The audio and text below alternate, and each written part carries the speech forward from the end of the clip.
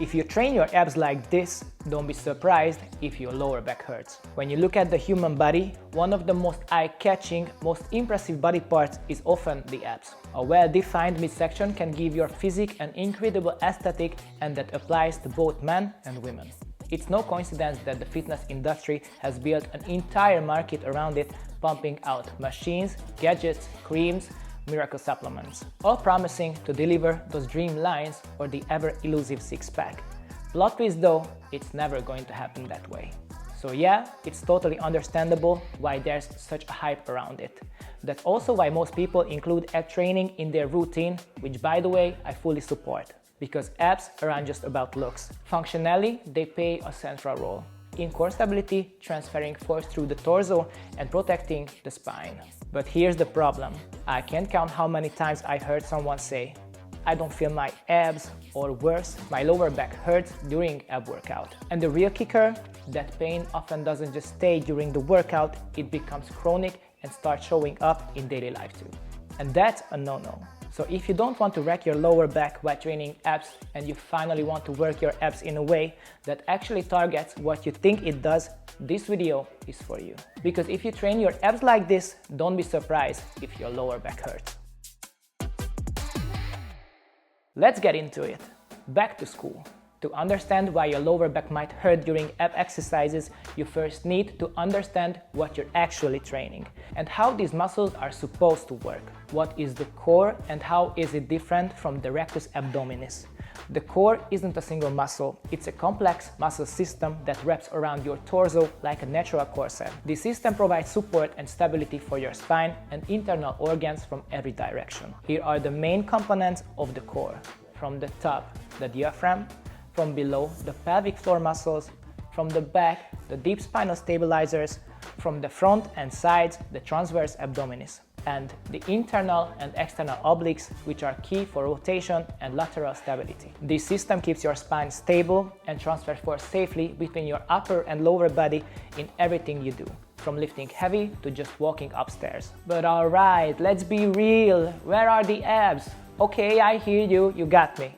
Let's talk about the rectus abdominis. The rectus abdominis is what most people refer to as the six-pack. This muscle runs vertically down front of your torso from the rib cage all the way to the pubic bone. It's responsible for spinal flexion, like when you do sit-ups. Anatomically, it's a single muscle, but it's split into segments by tendinous intersections, which is what creates the six-pack look. That means you can't truly isolate just the upper or lower abs because the entire muscle is always working together. But, and this is important, depending on the exercise, one part of the rectus abdominis can become more dominant. If you want to emphasize the upper segment, classic sit-ups are your go-to. If you want to target the lower segment more, exercises like leg raises are a better choice. The obliques.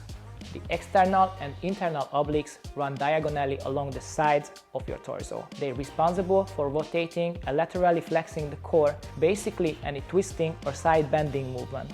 But more importantly, they stabilize the spine. That means they help keep your posture in check under load. If these muscles don't fire properly or in the right sequence, your body will recruit other muscles to do the job. And here's where things usually go wrong. And guess which muscle group often steps in when the abs don't do their job? Yep, the lower back, specifically the lumbar spine. The reasons behind the pain. When someone does ab exercises but feels it in their lower back instead, that's not random. One of the most common reasons is that the wrong muscle is doing the work. Instead, the abs taking the load, the body, either through reflex or compensation, starts overactivating the spinal erectors, the deep muscles along the spine. These muscles are primarily responsible for keeping your core upright, stabilizing your spine, and helping you return from a forward bend. But they are not designed to take over during an ab crunch or leg raise. When this happens, your lower back kicks in, meaning too much stress is placed on the lumbar spine instead of being directed into the abs. Your body responds to this overload with inflammation, pain, and over time, this can lead to a chronic issue that a shocking number of people suffer from: lower back pain during ab training, or worse, persistent pain that bleeds into your everyday life. One of the key reasons this happens is that the lower abs might not be strong or active enough, so your body tries to make up for that lack of stability by recruiting other muscles, and the lower back ends up doing the heavy lifting. And there's one more critical factor. If your spine goes into excessive arching during the exercise, meaning you lose the neutral position in your lumbar spine, then your abs are no longer doing the work. Instead, the stress hits directly onto your spine. That leads to poor performance and mechanical overload, and your body responds the only way it knows how: with pain. If you don't want to guess, don't want to train with poor technique, and definitely don't want to pay the price for your ab training with lower back pain, then the Final Form app was built exactly for you. You will get well-structured, targeted workouts, including dedicated ab training programs, all as part of a progressive system that guides you for up to 20 weeks while educating you along the way. Every single exercise comes with voice-over guidance and subtitles, so you always know what to do, why you are doing it, and how to do it right. The player is fully customizable, and if you would rather train to your favorite music, we've got you covered with 5 custom playlists inside the app for the perfect workout experience. You are not just training, you are learning, and most importantly, you are progressing safely. If you want your abs to do the work, not your lower back, and you are ready to build real progress on solid foundation, download the Final Form app from the App Store or Google Play and start training the way your body actually deserves. How to fix your ab training technique for life. The information you're about to hear will finally solve a problem that many people have been struggling with for years, even decades. As you may already know from my content, the key, once again, is not necessarily changing the exercises, but learning how to train your abs the right way depending on your fitness level. Sometimes it's not about pushing harder, it's about going back to the basics and rebuilding from there. So in this section, I will show you exactly what to focus on, how to truly engage your abs, and how to finally say goodbye to that lower back pain. First, neutral spine position. Before jumping into any ab exercise, the first thing you need to learn is how to set your spine into a neutral position. That's the position where your lower back, lumbar spine, is neither arched nor overly rounded, it's in perfect balance. To find this, lie flat on your back. Tilt your pelvis backward, bringing your ribcage slightly closer to your pelvis, but don't press your lower back completely flat against the ground. Now, contract your abs while maintaining this neutral alignment. If you can hold this position while activating your core, you are already on the right track. Second, use regressions if needed. A lot of people don't feel their abs during training because they start with exercises that are simply too advanced. These moves place too much load on the trunk, leading to compensation, lower back pain, and eventually that frustrating feeling of failure. Instead, set your ego aside. Start with an easier variation like the dead bug, hollow hold, or wall-supported leg raises, and work your way up. These foundational exercises help you build up better spine control and muscle activation from the ground up. So instead of jumping straight into advanced ab workout, go back to the basics and teach your brain how to focus on what truly matters. First, dead bug, the foundation of control. Starting position, lie flat on your back. Lift your legs so both your hips and knees are at 90 degrees, knees stacked above your hips, shins parallel to the floor. Extend your arms straight up toward the ceiling, aligned with your shoulders. The key, keep your lower back completely pressed into the floor, no space underneath. To do this, slightly tilt your pelvis backward, this is the posterior pelvic tilt, and engage your abs. The movement, slowly begin to lower one leg and the opposite arm toward the floor. Your arm should reach back next to your ear, your leg should extend down and forward. Only go as far as you can without letting your lower back lift off the floor. Hold the end position briefly, then bring your arm and leg back to the start, all with control. Alternate sides while maintaining ab tension and spinal stability. Ending position. The opposite arm and leg hover close to the ground without touching. The remaining limbs stay in the original position. Your lower back stays firmly on the floor, the movement is slow and controlled, and your abs are firing the entire time. Next step, hollow hold. Starting position, lie on your back with your arms extended by your sides and your legs straight, heels resting on the ground. Engage your abs and glutes so your lower back presses flat into the floor. This is the most important starting cue. The movement. Simultaneously lift your shoulders and legs off the floor. Extend your arms straight past your ears so they point forward in line with your upper body. Your legs should remain straight and hover 4-8 inches above the ground.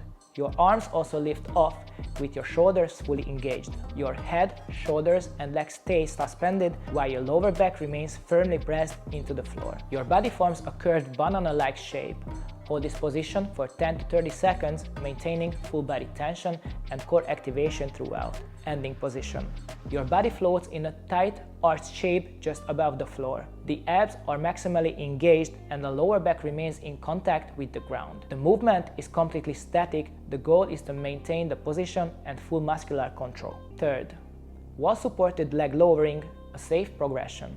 Starting position. Lie on your back with your buttocks positioned right up against the wall so that your sitting bones are nearly touching the base of it. Lift your legs and rest them against the wall so that your hips and thighs form a 90-degree angle. Your knees should be fully extended and your legs should stay in contact with the wall the entire time. Extend your arm along your sides with your palms facing down. Most importantly, make sure your lower back is completely flat on the floor. There should be no gap underneath. The movement. Slowly begin to lower your legs down the wall in a controlled manner. Only lower them as far as you can while keeping your lower back firmly pressed into the floor. As soon as you feel your lower back start to lift, stop the movement. Hold that lowered position for a few seconds, then slowly bring your legs back to the starting position. Ending position. Your legs are slightly lower than the original vertical position but still supported by the wall. Your lower back remains in contact with the ground. The movement stays slow and controlled, no momentum. Just full focus on core engagement and spinal alignment. This exercise is perfect for developing control in the lower abs and serves as an excellent regression for those who aren't yet able to perform classic leg raises with proper form. It teaches you how to control movement from the lower abs without triggering lower back pain. If you build stability with these, then you can move on to more complex exercises.